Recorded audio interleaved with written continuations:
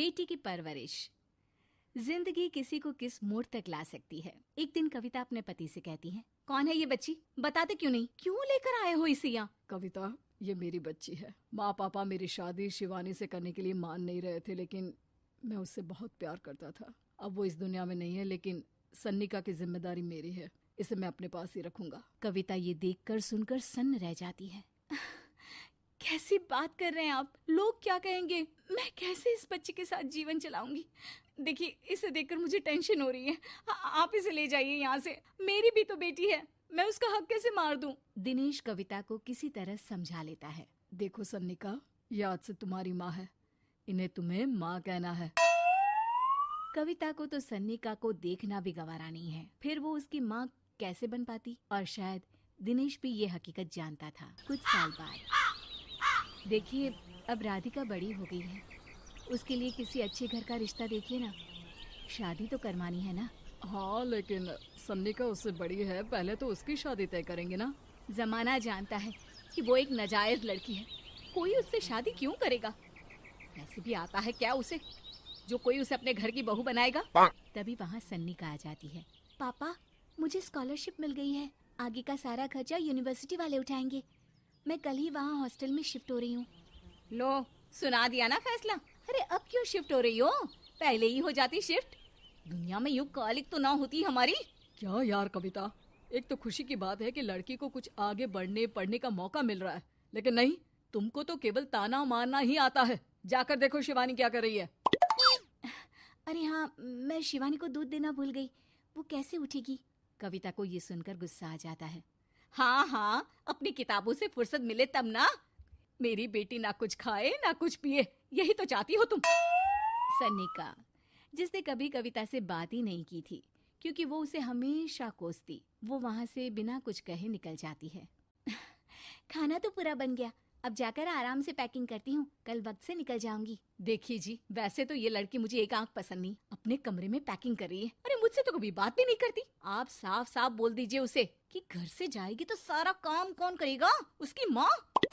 माँ का नाम सुनकर सन्निका भी वहाँ आ जाती है। नहीं, वो कैसे करेंगी, वो तो मर गई है ना। उस मनहूस औरत को मेरे घर में याद करने की कोई जरूरत नहीं है, समझी? वैसे भी ना होते हुए भी तेरी शक्ल में लगता है कि वो हमारे बीच में ही है हमेशा से। तो ठीक है ना, जब जा रही हूँ तो क्यों प्रॉब्लम हो रही है आपको? सन्निका घर से निकल रही थी। कविता ना चाहते हुए भी सन्निका को रोक लेना चाहती थी, और वजह थी सिर्फ उसकी सोशल लाइफ का डिस्टर्ब हो जाना। किटी में कविता की सहेलियाँ कहती हैं, क्या बात है, तू परेशान सी लग रही है, सब ठीक तो है ना? क्या हुआ, उस सन्निका ने फिर कोई तमाशा किया क्या? अरे नहीं नहीं, चली गई, वो तो ऑक्सफोर्ड की कोई NGO है, उसकी स्कॉलरशिप मिली है। मेरा भाई बता रहा था कि उसका तो फ्यूचर ब्राइट है।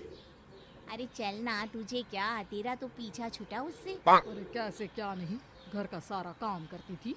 इसकी छोटी बेटी को भी तो उसी ने संभाला था, याद है? उसकी छोटी बेटी का जो केस हुआ था, वो भी अपने सर ले लिया था। हाँ, तो बदले में सारा खर्चा भी तो हम लोग ही उठा रहे थे ना। और पता है, वो मुझसे बात भी नहीं करती, जैसे पता नहीं मैं ही उसके माँ के मरने के लिए जिम्मेदार हूँ। अरे खुद को क्यों दोष दे रही है?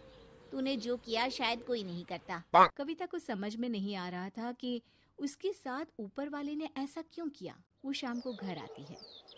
आज तो बहुत खुश होगी तुम, एक बला से छुटकारा मिला ना तुमको। बेचारी की जिंदगी नरक बना कर रखी थी। वो तो कहते हैं ना, ऊपर वाला सब देखता है। देखो, चुन लिया उसने अपना रास्ता। कविता का मन तो करता है कि वो पति को सब कुछ सुना दे, लेकिन सामने सास खड़ी होती है। ये तो है, बेचारे को खाना बनाने से लेकर घर के सारे काम करने पड़ते थे। बाहर का भी कोई काम होता तो वही देखती। अब देखते हैं घर का काम कैसे होता है। तभी कविता की बेटी उसके लिए चाय लेकर आ जाती है। लो माँ चाय, कैसी रही किट्टी? अच्छी थी बेटा, खाने में कुछ बनाया है क्या? हाँ, सन्निका दीदी जैसी ही सब्जी बना दी है, आप रोटी बना लो। और हाँ, कल मैं चली जाऊंगी इलेक्ट्रिक बिल और राशन लाने के लिए। अच्छा अच्छा, पैसे मैं दे दूंगी। सन्नी का कार्ड दे गई है ना? हाँ माँ, एक कार्ड तो देकर गई है। अरे चोर नहीं थी वो, मेरे बेटे का ही खून है। पता नहीं कितना घमंड भरा है इसमें। अरे छोड़ो ना माँ, जिसको जो बनना था वो बन ही जाएगा। अच्छा माँ, कल चलना है उसके कॉलेज में, सभी पेरेंट्स को बुलाया गया है। अब कविता तो जाने से रही, तो हम ही साथ चलते हैं। हाँ बेटा, उस बिन माँ की बेटी का है ही कौन। अब क्या था, कविता का गुस्सा फूट पड़ता है। हाँ, आप लोगों के जैसे तो इंसान नहीं देखे मैंने। अरे मेरे सामने ही अपनी नाजायज बेटी को लाकर बिठा दिया।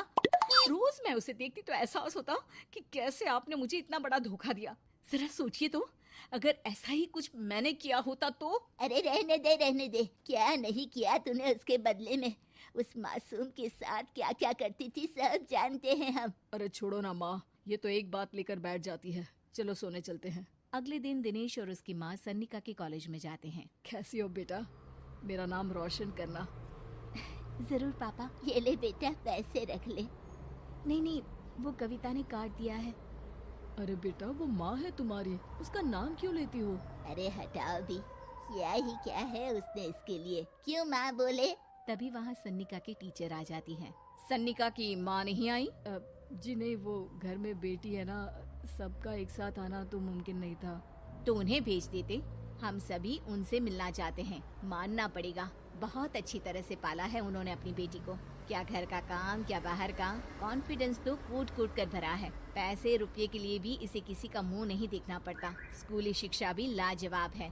पिता और दादी को एहसास होता है कि जिस कविता के पालन पोषण पर उन्हें हमेशा से शक रहा, वो सन्निका के भविष्य के लिए किसी वरदान जैसा साबित हुआ।